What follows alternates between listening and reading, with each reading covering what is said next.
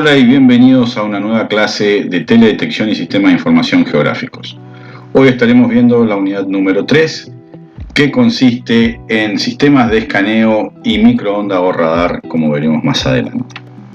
La intención es, como ya vimos en el video anterior, en la clase anterior, en las unidades 1 y 2, tratar de ir profundizando un poquitito más en cada una de las etapas y de las formas y de las tecnologías que también están involucradas, de la cual se hace mano esta ciencia y arte que es la teledetección. En este caso estaremos hablando un poquitito, si se quiere, de la mecánica en la cual interactúan las plataformas y los sensores para hacer lo que se llama el barrido o el escaneo de la superficie terrestre en esta primera etapa con los sensores ópticos, y después más adelante hablaremos de lo que son los sensores radar y las distintas formas que tienen para relevar esa información. Simplificando un poquitito el tema de hoy, nosotros encontramos que, como podrán ver en los gráficos, existen dos sistemas básicos para que un sensor pueda relevar la superficie terrestre. Uno denominado sistema de barrido, o across track, como dicen en inglés, y el otro es el sistema de empuje, o along track. En estos dos sistemas, obviamente hay diferencias tanto en el equipamiento de los sensores como en la manera en que se registra. Pero hay otras cosas que son muy similares. Y uno sobre otro tienen alguna que otra ventaja que lo discutiremos más adelante.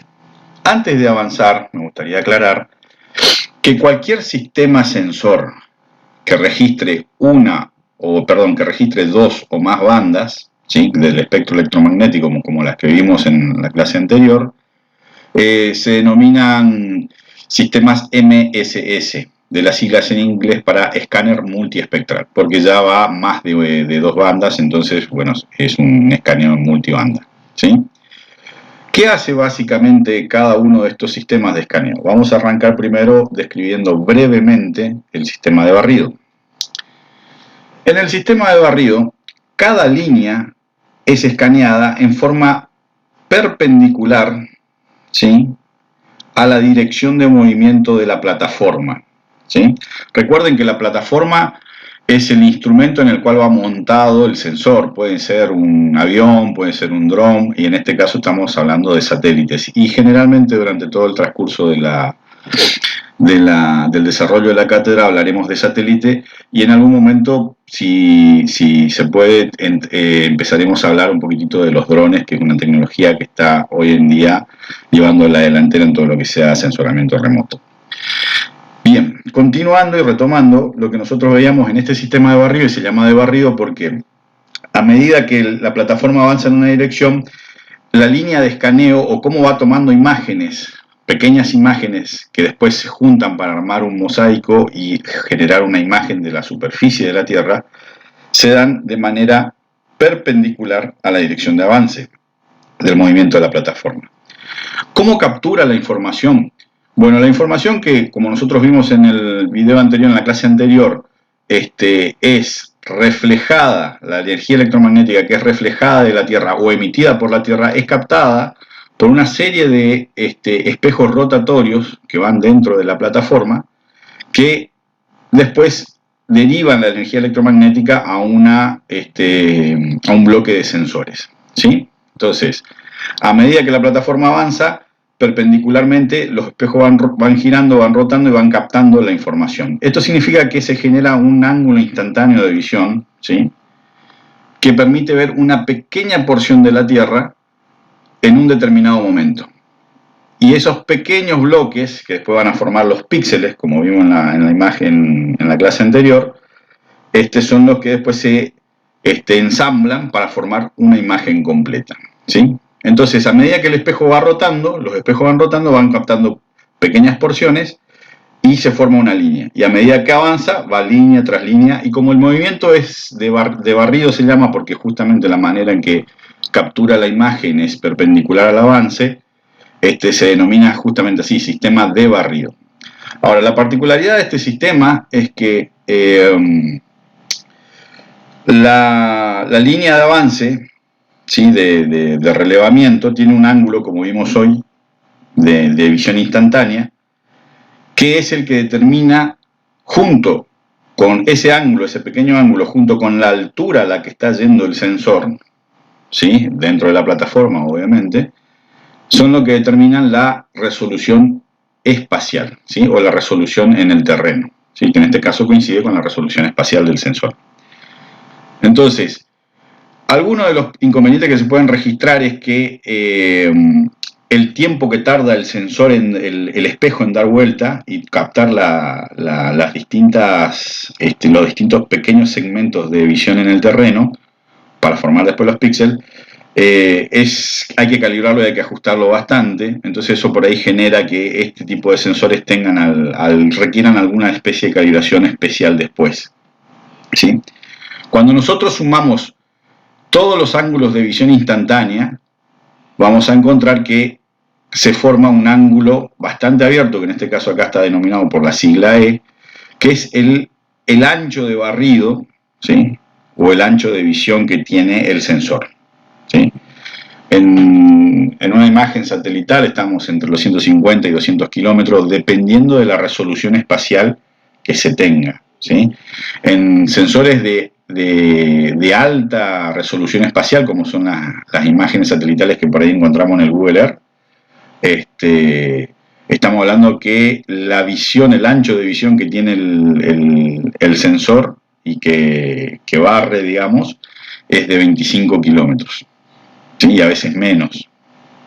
Entonces depende mucho de la altura a la que está yendo la plataforma, de este pequeño ángulo y la resolución que vayamos a tener en el terreno, ¿sí? Una cuestión muy importante: este tipo de sensores de sistema de barrido no solamente están montados en satélites, están montados también, como habíamos dicho hoy al inicio, en aviones y en drones. La verdad que es una pregunta que se las voy a hacer en la clase de tutoría teórica. ¿Ustedes qué les parece cuando terminen de ver el video, qué tipo de sistema utiliza un dron hoy en día para hacer un registro? Bien, volviendo al tema que estábamos charlando, las plataformas aerotransportables, vamos a hablar de aviones, ¿sí?, básicamente, como están volando a una altura mucho más baja de lo que vuela un satélite, el ángulo de barrido va entre los 90 a los 120 grados, ¿sí? Ahora, ¿ustedes qué piensan, qué tipo de ángulo podría tener un satélite que está a cientos de kilómetros de la superficie terrestre? Esa es una pregunta que se la dejo pendiente para la clase teórica. Bien, avancemos con el otro sistema, con el sistema de empuje. Ustedes van a ver acá un texto, básicamente es explicativo al igual que el otro, de cómo funciona el texto, pero vamos a hacerlo resumido.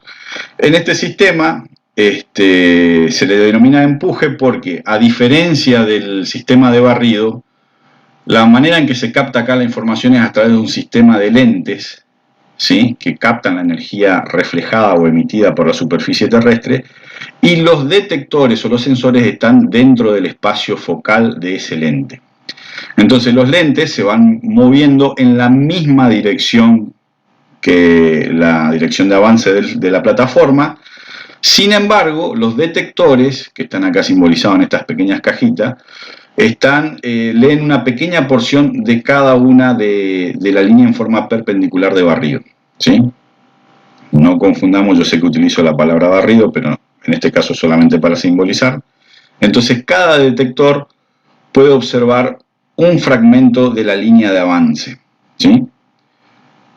En este tipo de sistemas, la resolución espacial y radiométrica es mucho más precisa, porque obviamente tenemos un detector para cada píxel, para cada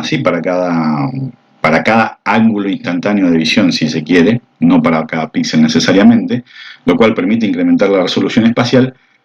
Y como cada detector es para una banda en específico, para un canal, entonces tenemos una mejor resolución radiométrica, porque inclusive podemos ajustar mucho más el ancho de banda de esa región del espectro que queremos ver. Entonces, estos sistemas son mayoritariamente los que se están usando. La complejidad que tienen estos sistemas es que por cada banda que yo quiero ver necesito colocar una fila o una línea distinta de detectores. ¿Sí? Acá yo esta podría ser la línea de detectores para la banda del rojo. Entonces cada detector observa una línea y después se hace el ensamble. ¿Sí? Entonces imagínense si yo tengo un sensor con 10 bandas, como por ejemplo puede pasar con el Sentinel o con el Landsat, que tiene un poquito más tal vez, tengo que tener 10 líneas de sensores que van observando la superficie terrestre a medida que va avanzando la plataforma. ¿Sí? Y hay que calibrarlos a todos esos detectores, y la calibración es también un proceso bastante exhaustivo en este tipo de sistemas. Sin embargo, es el más utilizado. ¿Por qué? Y acá es donde viene la parte interesante. Los sistemas de escaneo tienen algunas ventajas sobre los sistemas de escaneo de empuje tienen algunas ventajas sobre los de barrido, como está en el texto acá abajo. La primera es, como ya lo mencionamos, cada detector puede ver y medir la energía de cada celda, ¿sí? Por un periodo de tiempo mayor. Porque acá no está un espejo girando que va barriendo a medida que va pasando. Disculpen que use el mouse para a darle cierta animación a la imagen. Pero imagínense que en el sistema de barrido era el espejo que giraba, rotaba, y a medida que rotaba iba viendo diferentes áreas, ¿sí? Dentro de ese campo instantáneo de vista en la superficie. En este caso, a medida que avanza, cada detector va observando una sola porción de la superficie. Eso hace que se pueda ver con mejor resolución radiométrica y por mucho más tiempo. Y por último, también mejora la resolución espectral, porque yo puedo obtener la cantidad de bandas que quiera siempre y cuando tenga la línea de sensores, pero puedo achicar el rango de longitud de onda que quiero ver. ¿Sí? Entonces yo puedo trabajar con longitudes de onda separadas por una micra. ¿Sí? Entonces puedo tener muchísimo, como vimos en el caso del sensor Sentinel, podemos ver que para el infrarrojo tiene como 4 bandas distintas. Y no perjudica ni la resolución espacial ni la resolución radiométrica, o sea, no sacrifica una en pos de la otra. Por otra parte, estos detectores son bastante livianos, tienen un bajo consumo de energía. ¿Sí? Recordemos que los satélites tienen su mayor fuente de energía para proveerse, para su funcionamiento, son los paneles solares que tienen que recargarse. Estos generalmente están en estado sólido y son muy livianos. Una cosa a tener en cuenta a la hora del vector o el cohete que se va a utilizar para ponerlo en órbita. Y por eso también son mucho más duraderos y mucho más confiables. ¿Sí? Muy bien, hasta acá estos dos grandes sistemas que nosotros hemos visto con respecto a cómo hace una plataforma y el sensor que lleva integrada para observar la superficie terrestre y registrar los datos. Obviamente, tanto en el sistema de barrido como en el sistema de empuje, toda la parte vinculada al registro, la electrónica, obviamente, de los sensores, vinculada al registro, almacenamiento y después la digitalización de la imagen está presente en ambos sistemas.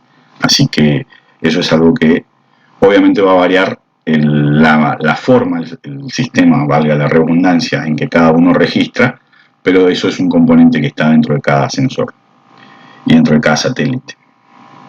Bien.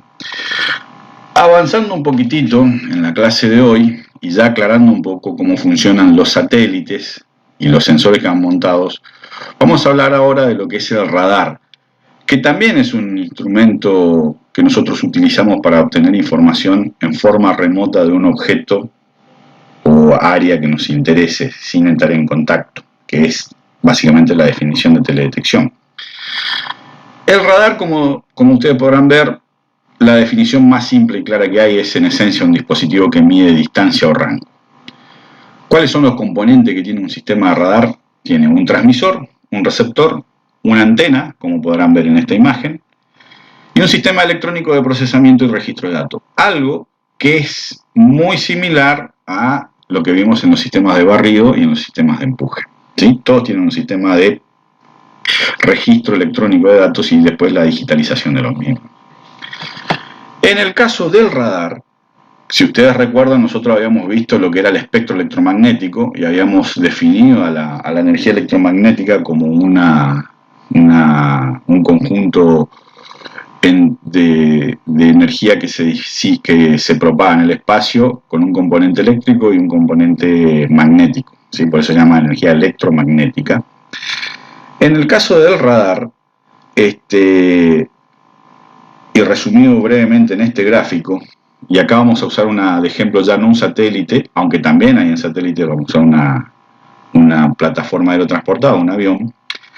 En el radar, la energía que se utiliza del espectro electromagnético es la de que está en el rango de las microondas, ¿sí? Ya vamos a ver más adelante. Recordemos, haciendo un poquitito de historia, que el radar es una tecnología que fue desarrollada durante el conflicto de la Segunda Guerra Mundial, y las bandas que se determinaron en ese momento, ¿sí? Y después lo que fue la Guerra Fría también, en el periodo que fue denominado Guerra Fría, quedaron con los mismos nombres, no se ha innovado mucho con respecto a los nombres, sí con respecto a la tecnología y con respecto a la aplicación. Volviendo al tema del gráfico, ¿cómo funciona un sensor radar? Bueno, un sensor radar que va montado en este caso en una plataforma aerotransportada emite pequeños pulsos de energía electromagnética en la frecuencia y en el rango de longitud de onda de las microondas, ¿sí? Como ustedes ven acá, en esos pequeños pulsos van separados en forma intermitente de una distancia del otro, que el transmisor hace eso, emite los pulsos, y la antena lo que hace es direcciona esos pulsos a una determinada área o superficie terrestre, haciendo una analogía como una linterna, ¿sí? Que voy iluminando ciertas partes del terreno. Entonces, la antena lo que hace es apunta esos pulsos que se van generando por el transmisor y se van emitiendo hacia una determinada superficie. Parte de la energía que se transmite, que es generada y emitida por el transmisor, interactúa con los distintos objetos, parte vuelve en forma de eco, se lo denomina eco generalmente, y es captada por la antena de vuelta y es registrada en el sistema electrónico de procesamiento y registro de datos, ¿sí?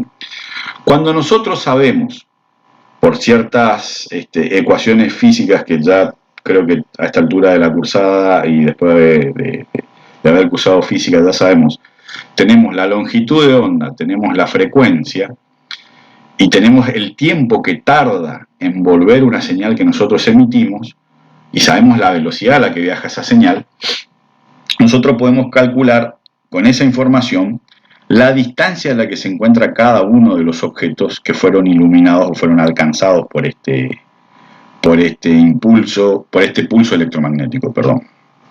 ¿Sí? Si sabemos la distancia, obviamente, como figura acá abajo, podemos calcular también su ubicación relativa a la fuente de emisión. A medida que el sensor avanza, o sea que la plataforma avanza, los impulsos del radar son emitidos en forma oblicua. Por eso ustedes ven que acá el radar transmite por un lateral del avión y no transmite en forma completamente vertical, ¿sí? Transmite en forma oblicua. ¿Por qué es importante el radar? Pese a que es una tecnología relativamente nueva, si la comparamos con lo que fue la historia de la teledetección y la fotografía. Bien, veamos un poquitito por qué es importante para nosotros. Acá ustedes van a ver una escala. Esto es el espectro visible que nosotros habíamos definido dentro del espectro de energía electromagnética, ¿sí? Y las microondas, fíjense dónde se encuentran ubicadas acá, entre los centímetros y los metros, ¿sí? La longitud de onda. La longitud de onda, acuérdense, es la distancia que hay entre un pico y otro de una determinada frecuencia, ¿sí? Y acá están determinados dentro de las microondas las distintas bandas que se usan de radar. La banda P, la banda L, la banda S, la banda C, la banda X, KU, la banda K, la banda KA, ¿sí? Y las bandas milimétricas y submilimétricas. Estas son bandas con mucha energía y obviamente no utilizadas normalmente, se usan para casos de experimentación. Con respecto, yo quiero que noten cómo va la banda P, va de los 30 a los 100 centímetros, la banda L de los 15 a los 30 centímetros, fíjense la banda K de del centímetro al centímetro y medio, un poquitito más, ¿sí? En este caso tenemos dos imágenes de la misma zona, la misma área en la superficie terrestre, una registrada por la banda L y otra registrada por la banda C. O sea, una registrada por una longitud de onda que va de los 15 a 30 centímetros y la otra por una de los 3,7 a 7,5 centímetros. ¿Sí? Si recordamos las clases anteriores, nosotros habíamos introducido el concepto de que la energía electromagnética interactúa con cada objeto y de esa interacción es donde surge la manera en que es reflejada la energía de vuelta hacia el espacio y capturada por estos sensores. Entonces, dos imágenes de la misma zona dentro de la superficie terrestre, pero por dos bandas distintas del espectro electromagnético de microondas, generan imágenes que evidentemente son distintas y podemos ver cómo hay zonas que se reflejan diferentes en una, que en otras parecen todas igual. ¿Sí? Este tipo de interacción es muy útil. Usualmente siempre tuvieron una utilización al tener su origen en la Segunda Guerra Mundial, el principal uso era el uso militar y tratar de encontrar objetivos militares, ¿sí? Barcos, aviones y demás, ubicarlos para poder establecer una vía de acción. Pero también tienen su uso en la aplicación civil y sobre todo en el manejo de los recursos naturales, tanto del suelo como también de los bosques, como vamos a ver más adelante. ¿Por qué es importante esta interacción? Y ya vamos a entrar un poquitito al campo de uso civil, y acá tenemos que hablar de la polarización. ¿Sí? Nosotros habíamos visto que el radar era un transmisor que emitía en una determinada longitud y frecuencia un pulso electromagnético, de energía electromagnética, después medía el retorno. ¿Sí?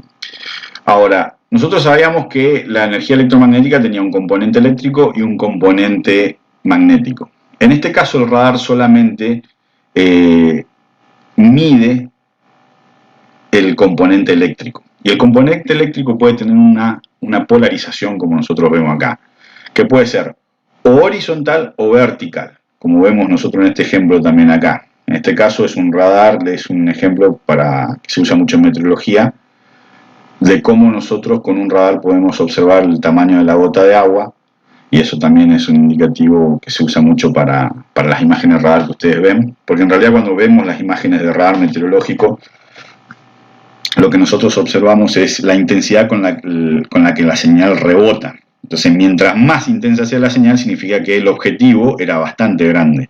¿Sí? Entonces, la polarización o la forma en que emite la energía eléctrica a través de la antena puede ser horizontal o puede ser vertical. Y cuando yo recibo el eco, también puedo recibirlo horizontalmente o verticalmente. Entonces, acá es donde, cuando se emite el pulso con la misma polarización de emisión y de recepción, se llaman de polarización simple. En este caso, horizontal-horizontal significa que yo transmito en horizontal y recibo en horizontal. Lo mismo para vertical-vertical. Y cuando yo emito en una polarización y recibo en otra distinta, se llaman polarizaciones cruzadas. En este caso, emito la energía en forma horizontal, con una polarización horizontal, y recibo el eco en forma vertical. ¿Sí? Esto es muy importante porque nos permite hacer lo que se llama un compuesto que genera productos que nos permiten ver en distintas formas el mismo objeto.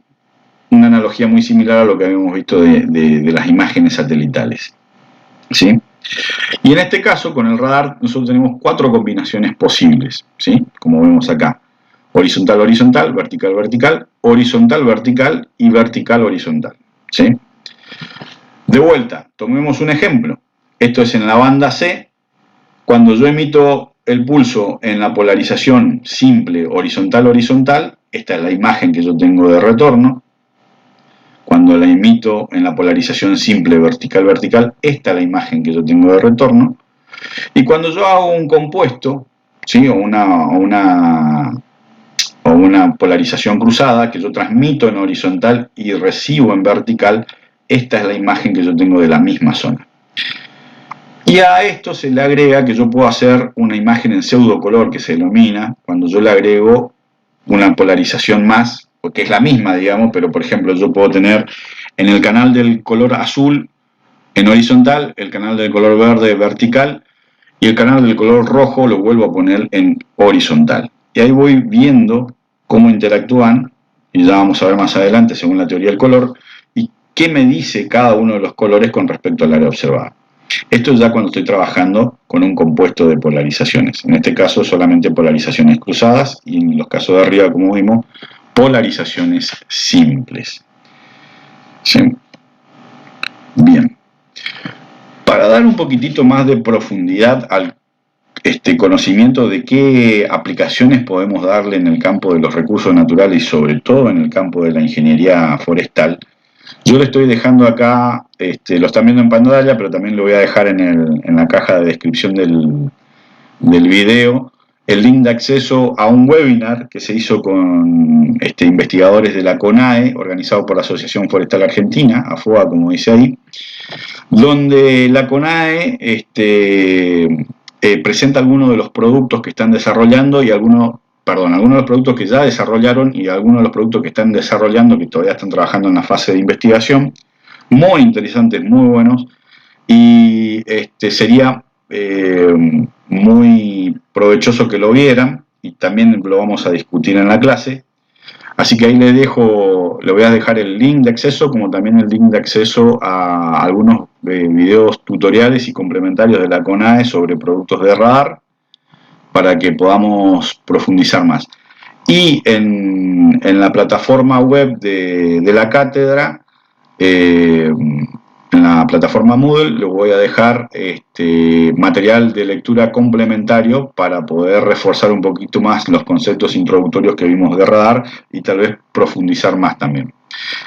Muy bien, espero no haberlos aburrido. Hasta acá hemos llegado con esta clase introductoria a sistemas de escaneo y microondas. Por cualquier consulta, ya saben, estamos a disposición, el ingeniero Díaz, como quien les habla, el ingeniero Miranda. Como siempre, la referencia y parte del contenido que hemos visto en la presentación de hoy proviene de un material denominado Fundamentals of Remote Sensing, que es un material originado por el gobierno canadiense, por la Agencia de Recursos Naturales del gobierno canadiense específicamente. Nos estaremos viendo en la próxima clase.